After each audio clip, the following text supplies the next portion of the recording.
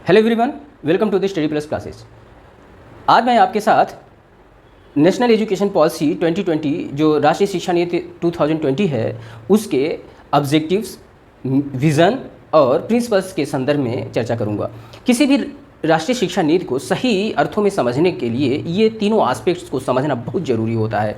इसलिए हम इस शिक्षा नीति के इन तीनों पहलुओं पर आज विस्तार से चर्चा करेंगे। वस्तुतः अगर हम जानना चाहते हैं कि कोई शिक्षा नीति क्या बातें कहना चाहती है, क्या बातें स्थापित करना चाहती हैं, शिक्षा नीति के माध्यम से वह राष्ट्र के भावी नागरिकों में किस तरह के मूल्यों का स्थापना करना चाहती है, तो ये सब समझने के लिए हमें शिक्षा नीति के मूल्यों, उद्देश्यों और विज़न, सिद्धांतों आदि पर चर्चा करना जरूरी हो जाता है।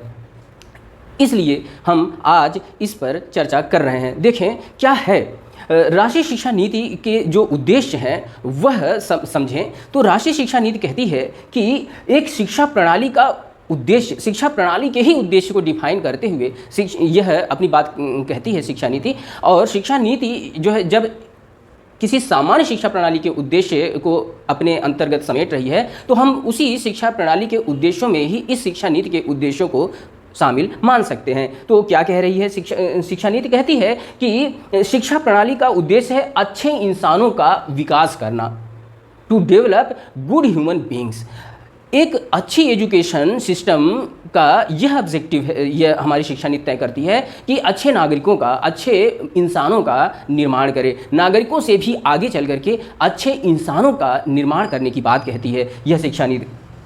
सामान्य रूप से एक राष्ट्र की जो शिक्षा नीति होती है वह नागरिकों के निर्माण की बात करती है, लेकिन हमारी शिक्षा नीति 2020 उससे भी बहुत आगे जा करके एक विज़न प्रस्तुत करती है। वह यह कि हमारी शिक्षा नीति कहती है हम अच्छे इंसानों का निर्माण करना चाहते हैं, या कहें गुड ह्यूमन बींग्स का जो है निर्माण करना अपनी शिक्षा प्रणाली का उद्देश्य रखती है। और इस शिक्षा नीति ने आगे डिफाइन भी किया है कि एक अच्छे इंसान होने के संदर्भ क्या हो सकते हैं, किन्हें हम कहेंगे अच्छा इंसान। अच्छा इंसान होने का अर्थ क्या बनता है? कहते हैं कि तर्क संगत विचार और कार्य करने में सक्षम हो, यानी रैशनल थॉट और एक्शन लेने में सक्षम व्यक्ति हो तो हम उसे अच्छा इंसान कहेंगे।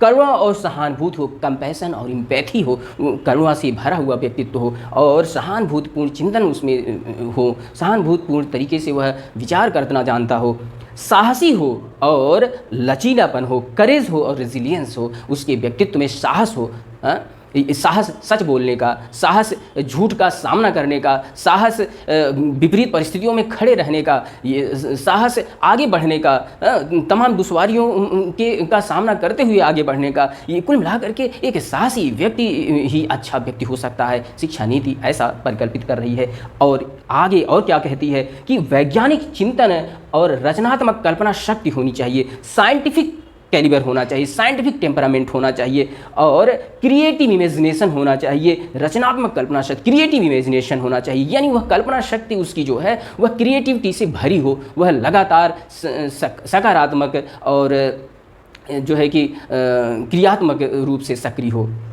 नैतिक मूल्यों का आधार हो, एथिकल मूविंग्स हो उसकी। तो ये जो है कि अच्छे इंसान होने की पृष्ठभूमि है। और साथ में कहता है हमारी शिक्षा नीति यह कहती है कि अच्छे इंसान होने के लिए यह भी जरूरी है कि वह संविधान द्वारा परिकल्पित, भारतीय संविधान द्वारा परिकल्पित समावेशी और बहुलतावादी समाज के निर्माण में योगदान कर सके। अच्छे इंसान होने का जो अर्थ है वह भारतीय संविधान में परिकल्पित जो मूल्य हैं, जो समावेशी और बहुलतावादी समाज का, इंक्लूसिव एंड प्लूरलिस्टिक सोसाइटी के डेवलपमेंट के लिए, इस्टेब्लिशमेंट के लिए जो आदर्श हमारा संविधान प्रस्तुत करता है उसमें वह व्यक्ति योगदान कर सके, तो इस शिक्षा नीति के अनुसार उसे अच्छा इंसान, well human being, good human being कहा जाएगा। और जो भारतीय शिक्षा नीति 2020 बन रही है या बन चुकी है, वह अपनी शिक्षा नीति के इस उद्देश्य को सामने रखती है अपने देश के नागरिकों के कि वे अब अच्छा इंसान बनने की कोशिश करेंगे। और अच्छा इंसान होने के संदर्भगत पहलू ये है। बहुत बड़ी बातें हैं। अब देखें विज़न क्या है। इस राष्ट्रीय शिक्षा नीति ने विज़न रखा है भारत के निर्माण का। क्या? भारत को वैश्विक ज्ञान की महाशक्ति बनाना है, ग्लोबल नॉलेज सुपर पावर बनाना है, और जीवंत एवं न्याय संगत ज्ञान समाज, इक्विटेबली वाइब्रेंट सोसाइटी का निर्माण करना है।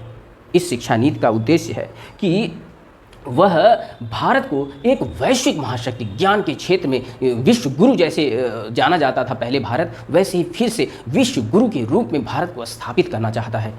ये शिक्षा नीति का विज़न है।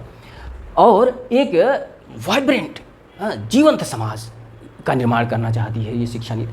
और पाठ्यचर्या, क्यूरिकुलम और शिक्षा विधि यानी टीचिंग मेथोडोलॉजी कुछ ऐसी हो जो छात्रों में मौलिक कर्तव्यों, फंडामेंटल ड्यूटीज़ और संवैधानिक मूल्यों, कॉन्स्टिट्यूशनल वैल्यूज़ के प्रति और राष्ट्र के प्रति लगाव जागृत कर सके, उत्पन्न कर सके और बदलते विश्व में सजग दायित्व बोध उनमें उत्पन्न कर सके। यानी यह हमारी शिक्षा नीति जो 2020 है वह एक ऐसा विज़न, ऐसा दृष्टि पत्र हमारे समक्ष रखती है कि हमारे जो नागरिक हैं, हमारे जो बच्चे कल के नागरिक बनने वाले हैं, वे केवल नागरिक नहीं, विश्व नागरिक के रूप में तैयार होंगे। उनमें मौलिक कर्तव्य, अधिकारों की बात नहीं है, अधिकार प्रदत्त हैं और अब कर्तव्य बोध की ओर ले जाने की बात की जा रही है। और कहता है शिक्षा नीति कि भारतीय होने का गर्व हम इस राष्ट्रीय शिक्षा नीति के माध्यम से जो आने वाले समय में शिक्षा प्रणाली को विकसित करना चाहते हैं, उसके द्वारा भारत के जो नागरिक हैं, भारत के जो बच्चे हैं, उनके अंदर भारतीय होने का गर्व हम पिरोएंगे, उनमें जो है कि बीजारोपित करेंगे। Deep rooted pride of being Indian, ये बीइंग इंडियन का जो प्राइड है, गौरव है, उनके अंदर गहराई से सजे, गहराई से बसे। और वह कैसे गहराई से बसा रचा हो, उसकी बात इस तरह से कहता है शिक्षा नीति कि विचार, व्यवहार, बुद्धि और कार्य में झलके भारतीय होने का गौरव, भारतीय होने का अभिमान देश के नागरिकों में, देश के बच्चों में, उनके विचार में, थॉट में, स्पिरिट में, इंटेलेक्ट और डीड में झलके। जब वो विचार व्यक्त करें, जब वो बातें करें, जब वो अपने व्यवहार में कहीं हो, देश में हो, विदेश में हो, धरती किसी भी कोने में हो, तो भारतीय होने का जो एक गौरव बोध है वह सदैव उन्हें अनुप्राणित करता रहे। ऐसा जो है वो, और ऐसा होने के साथ साथ वे मानवाधिकारों और विश्व कल्याण के लिए प्रतिबद्ध हों, यानी ग्लोबल सिटीजन के रूप में अपने को विकसित कर सकें। भारतीय होने का जो गौरव है वह इन शब्दों में है। किन शब्दों में? मानवाधिकारों और विश्व कल्याण के प्रति प्रतिबद्धता में। भारतीय होने का अर्थ ही है वसुधैव कुटुंबकम की भावना हो और प्राणी मात्र के लिए संवेदना हो। तो प्राणी मात्र के लिए संवेदना भारतीय संस्कृति का जो ओज है, अजस्र है, वह हो, और मानवाधिकारों की का बहुत गहराई में बोध हो, और साथ में विश्व कल्याण के लिए प्रतिबद्धता हो। यही तो भारतीय मूल्य हैं। तो इन भारतीय मूल्यों से ही वसुधैव कुटुंबकम की भावना सृजित होती है और वह ग्लोबल सिटीजन यानी विश्व नागरिक, वैश्विक नागरिक के रूप में भारत के बच्चों का निर्माण यह शिक्षा नीति करना चाहती है। तो यह तो दृष्टि है, यह दृष्टिपत्र है हमारी जो है कि शिक्षा नीति 2020 का। तो दो पक्ष, एक उद्देश्य, दूसरा दृष्टिपत्र को हम समझ चुके हैं। अब जो तीसरा पक्ष है वह यह कि किन सिद्धांतों पर चल करके शिक्षा नीति को स्थापित किया जाए, या शिक्षा नीति का जो निर्माण है, शिक्षा का जो ढांचा शिक्षा नीति के तहत तैयार किया जाएगा, उस सिद्धांतों को देखना अब बचा है कि ये उद्देश्य और ये विज़न कैसे पूरे किए जाएंगे। तो निश्चित रूप से सिद्धांतों को देखना बहुत ही रोचक होगा। शिक्षा नीति 2020 जो है वह जिन उद्देश्यों और दृष्टिपत्र को हमारे समक्ष रख रही है, उनको प्राप्त करने के लिए किन सिद्धांतों का अनुपालन करेगी, किन सिद्धांतों के अनुसार शिक्षा प्रणाली को आगे बढ़ाएगी, वह देखने की बात है। तो देखें किस प्रकार से है। पहला सिद्धांत यह है कि हर बच्चे की विशिष्ट क्षमताओं की स्वीकृति, पहचान और उनका विकास किया जाना चाहिए। यह एक सिद्धांत रखा गया, यानी इंडिविजुअल डिफरेंसेस को पूरा सम्मान दिया जाएगा और इंडिविजुअल डिफरेंसेस को नर्चर एंड कल्चर करने की शिक्षा व्यवस्था में कोशिश की जाएगी। ऐसी शिक्षा प्रणाली का विकास किया जाएगा, ऐसी शिक्षा प्रणाली को स्थापित किया जाएगा देश और समाज में, जिससे हर बच्चे की अपनी विशिष्ट वैयक्तिक विभिन्नता को सम्मान मिले और उस बालक को स्वयं में अनोखा और अनूठा मानते हुए, समग्र और संपूर्ण मानते हुए उसके वैयक्तिक वैभव का संपूर्ण विकास शिक्षा संस्थाओं में, विद्यालयों में, कॉलेजेस में, स्कूल्स में होगा। तो ऐसा एक सिद्धांत, यह पहला सबसे पहला सिद्धांत, और वास्तव में यह सबसे पहला सिद्धांत होना भी चाहिए, क्योंकि जब तक हम हर बालक को उसकी वैयक्तिक विशिष्टता में सम्मान नहीं देंगे, तब तक शिक्षा प्रणाली में हर बालक अपने को जुड़ा हुआ नहीं महसूस करेगा, और जो इंक्लूजन है, जो समावेशन है, वह पूर्णतः नहीं हो पाएगा। अगर हम समावेशी शिक्षा और न्यायपूर्ण शिक्षा की बात करते हैं, तो इंडिविजुअल डिफरेंसेस को सम्मान देना इस प्राथमिक कसौटी है, पहली कसौटी है। तो निश्चित रूप से हमारा जो विजन डॉक्यूमेंट है या शिक्षा नीति का जो डॉक्यूमेंट है 2020 का, वह सबसे पहले ही सिद्धांत के रूप में इसे प्रतिपादित करता है, तो यह स्वागत योग्य कदम है।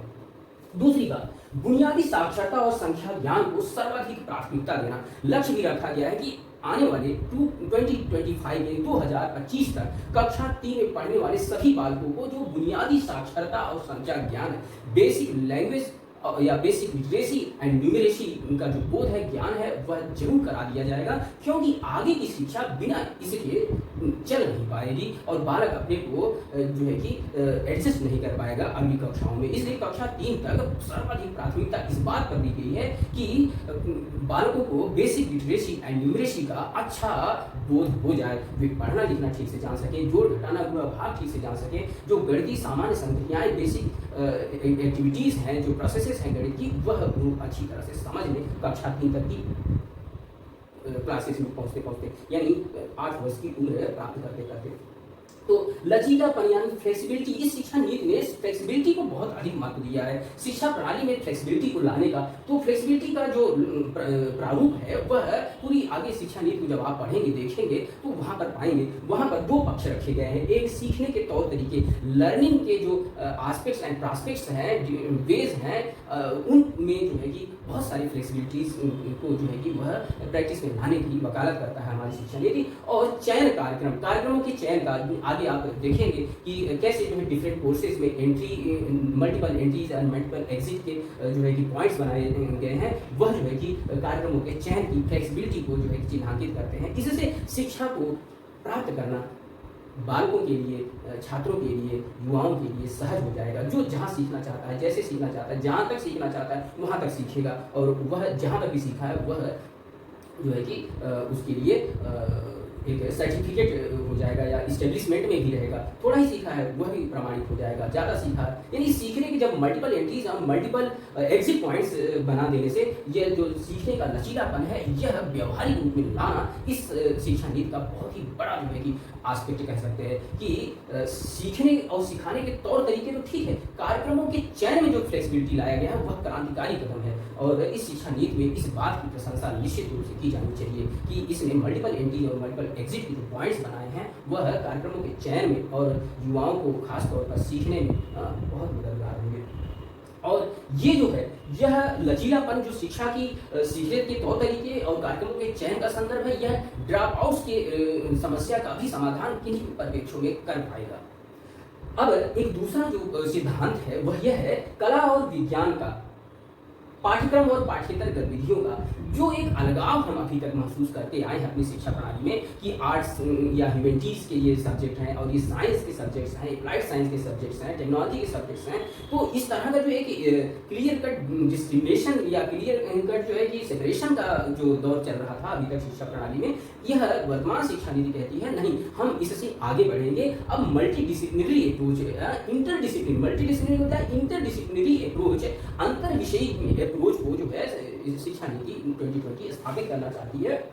और इसका एक और अप्रोच होगा कि पाठ्यक्रम और पाठ्येतर गतिविधियों में जो अंतर है, curricular and extra curricular activities का जो बोध मन में लेकर चलते हैं लोग कि एक्स्ट्रा करिकुलर एक्टिविटीज़ ये हैं और ये करिकुलर एक्टिविटीज़ हैं, तो ऐसा जो है कि बोध अब नहीं रहने दिया जाएगा, बल्कि सब कुछ सीखने की एक समग्र योजना का हिस्सा होगा। जो कुछ भी है, यानी क्लासरूम और आउट ऑफ द क्लासरूम, वो सारी जो एक्टिविटीज़ हैं वो सीखने के व्यापक परिप्रेक्ष्य का हिस्सा मानी जाएंगी और व्यापक परिप्रेक्ष्य का हिस्सा बनाई जाएंगी।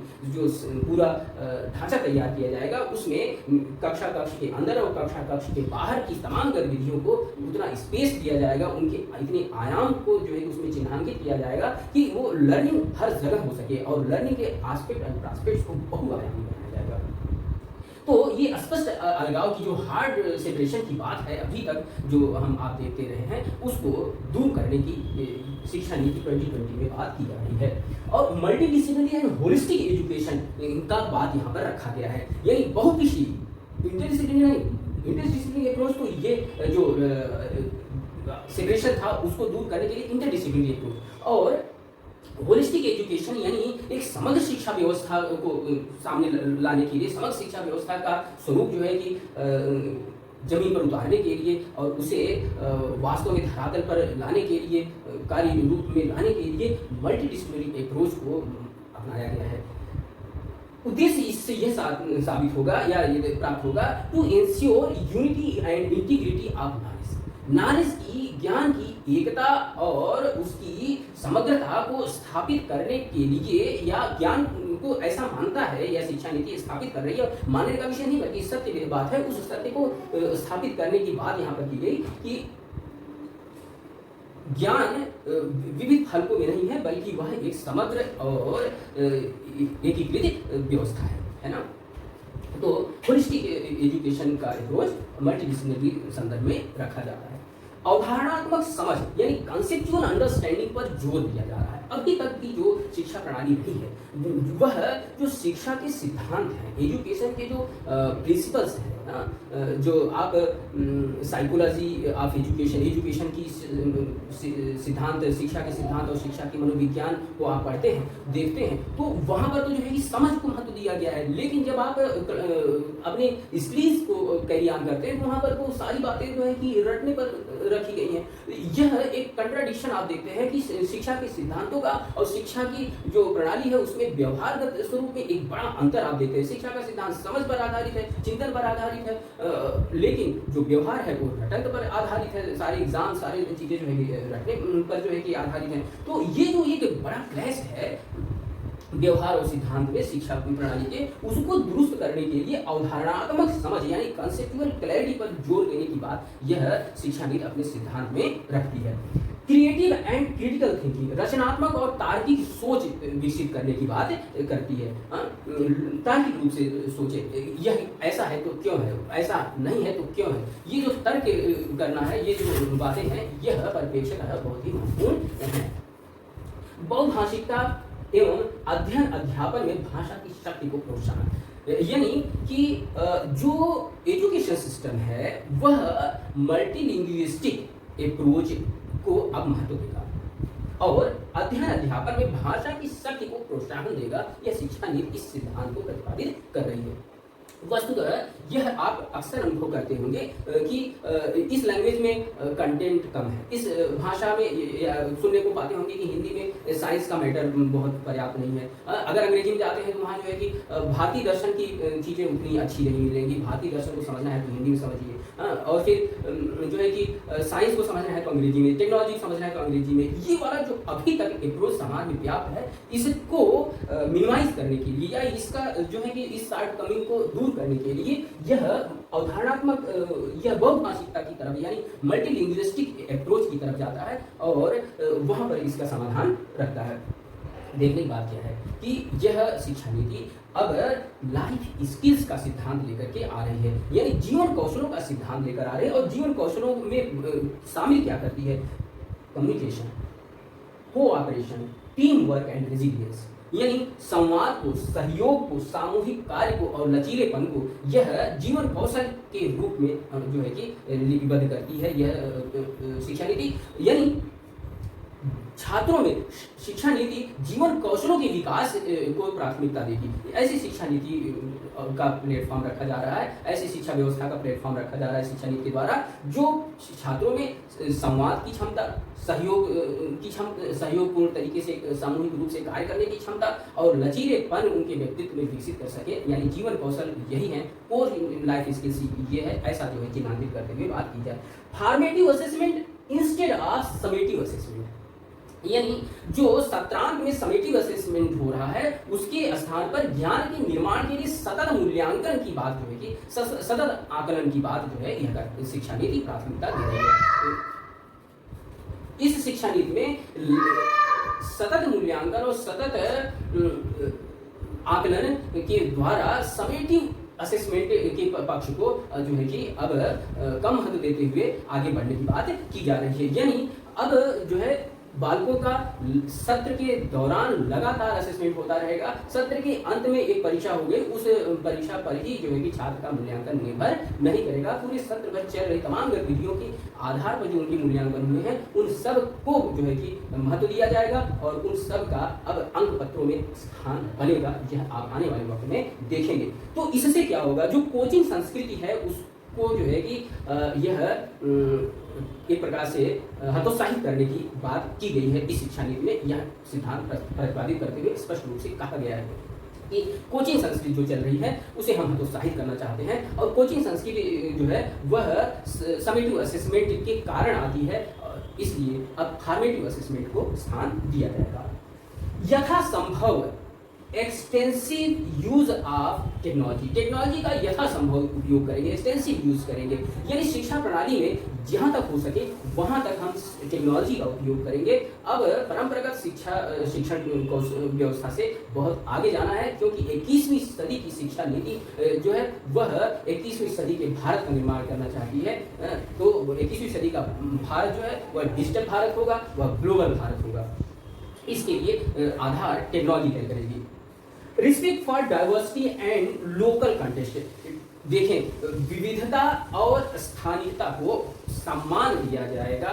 इस शिक्षा नीति में यह आस्पेक्ट सिद्धांत रूप में प्रस्तुत किया गया है कि सम्मान जो है वह इन दो चीजों को मिले, एक विविधता को और दूसरा स्थानीयता को। Teachers and faculty as the heart of learning process, teaching learning process में टीचर और फैकल्टी मेंबर्स को केंद्रीय स्थान दिया जाएगा। यानी अब टीचर्स को यह शिक्षा नीति अपने उन उद्देश्यों और विजन्स को जमीन पर उतारने के लिए टीचर्स को केंद्रीय महत्व देने की बात स्वीकार कर रही है और देगी। यह आगे स्पष्ट रूप से शिक्षा नीति में कहा गया है कि समाज में शिक्षकों को पर्याप्त सम्मान और महत्व दिलाना इस शिक्षा नीति का उद्देश्य है या बल्कि संकल्प है, क्योंकि बिना शिक्षकों के सम्मान और गौरव को समाज में स्थापित किए शिक्षा के द्वारा समाज में जिन उद्देश्यों की पूर्ति हम करना चाह रहे हैं वह नहीं हो सकती है। इसलिए कोर ऑफ एक्टिविटीज में या हार्ट ऑफ एक्टिविटीज में हमारा टीचर और फैकल्टी होगी। भारतीय जड़ों और गौरव से बधे रहना, शिक्षा नीति हमारी जो है वह बहुत सारी बातों को करते हुए जब विजन की बात कर रही है, जब उद्देश्यों की बात कर रही है, जब एक अच्छे इंसान के निर्माण की बात कर रही है, जब एक वैश्विक मानव के निर्माण की बात कर रही है, तो निश्चित रूप से पूरी दुनिया में भारतीय मूल्यों का कोई विकल्प नहीं रहता है। भारतीय मूल्य ही वे मूल्य हैं जो इन उद्देश्यों के साकार, इन उद्देश्यों को प्राप्त कर सकती है। यानी एक अच्छा इंसान और एक ग्लोबल मानव का निर्माण भारतीय मूल्यों के साथ ही तैयार किया जा सकता है। इसीलिए यह सिद्धांत रूप में भारतीय जड़ों और भारतीय गौरव से भारत के प्राचीन गौरव से जोड़ने की बात जो है कि शिक्षा नीति में सिद्धांत रूप में रेखांकित की गई है। इक्विटी एंड इंक्लूजन का सिद्धांत रखा गया है, समता और समावेशन का सिद्धांत रखा गया है और गुणवत्तापूर्ण शिक्षा के लिए उत्कृष्ट शोध का सिद्धांत प्रतिपादित किया गया है। यानी अगर हम एक विश्व गुरु का निर्माण करना चाह रहे हैं भारत को, तो विश्व गुरु भारत तभी बन सकता है जब यह शिक्षा का केंद्र बने। शिक्षा का केंद्र तभी बन सकता है जब यहाँ पर नई नई शिक्षा की विधियाँ, शिक्षा तकनीकें, शिक्षा का या ज्ञान का जो प्रस्फुटन है वह यहीं पर हो। ज्ञान का नए ज्ञान का जो प्रस्फुटन है वह यहीं पर हो, नई नई तकनीकों का प्रस्फुटन इसी धरती पर हो। जैसे यह पूर्व में विश्व गुरु था वैसे फिर से विश्व गुरु स्थापित हो सके, इसके लिए जरूरी है कि हम भारतीय दुनिया की तरफ न देखें बल्कि दुनिया भारत की तरफ देखें, और यह तभी संभव है जब भारत में उत्कृष्ट शोध हो, एक्सीलेंट रिसर्चेज हो। तो गुणवत्तापूर्ण शिक्षा के लिए निश्चित रूप से शोध ही आधार है। तो light but tight regulatory framework, जो शिक्षा के पूरे संस्थान हैं उनको फिर से भाई सारी शिक्षा व्यवस्था कर दी, सारी चीज़ें कर दी, लेकिन अगर इन संस्थानों का एक रेगुलेशन, एक नियामक प्रबंधन नहीं होगा तो निश्चित रूप से वो सारी चीज़ें सिद्धांत रूप में रह जाएगी। इसलिए एक टाइट और लाइट, हल्का लेकिन सशक्त नियामक प्राधिकरण होगा, नियामक फ्रेमवर्क होगा, जो है कि पूरी व्यवस्था को चुस्त और दुरुस्त रखने का काम करेगा। शिक्षा को एक सार्वजनिक सेवा का सिद्धांत प्रस्तुत किया गया है।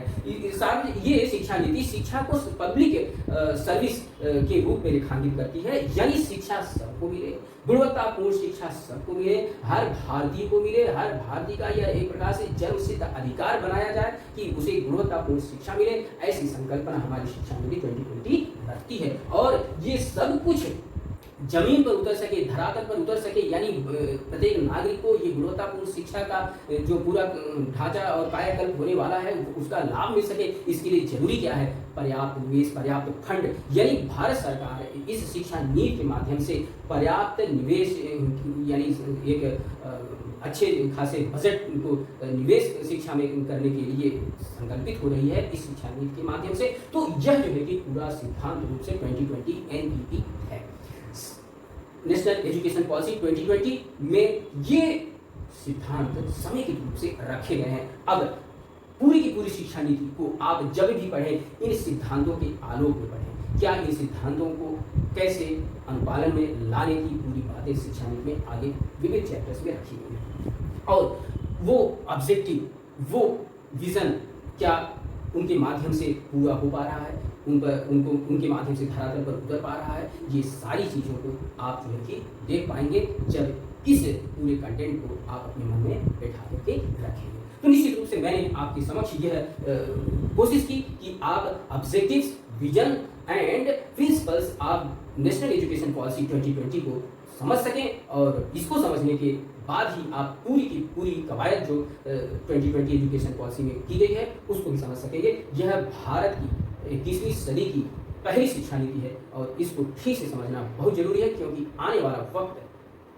बदलने वाला है, बहुत कुछ बदलेगा। और इस शिक्षा नीति ने 2040 तक, यानी 2040 तक का खाका प्रस्तुत कर दिया है। तो आने वाले 20 साल में बहुत कुछ ये शिक्षा नीति बदलेगी, यानी आने वाले 20 साल में एक पीढ़ी जवान हो जाएगी, और एक पीढ़ी के जवान होने तक की पूरी शैक्षणिक प्रबंधन, पूरी शैक्षणिक व्यवस्था इस शिक्षा नीति के द्वारा तय होने वाली है, और आने वाले भारत का निर्माण इस शिक्षा नीति के माध्यम से होगा। इसलिए इनके सिद्धांत, उद्देश्य और प्रिंसिपल्स को समझना समीचीन था। मैंने आपके साथ साझा किया, निश्चित रूप से आपको पसंद आया होगा। Thank you for watching.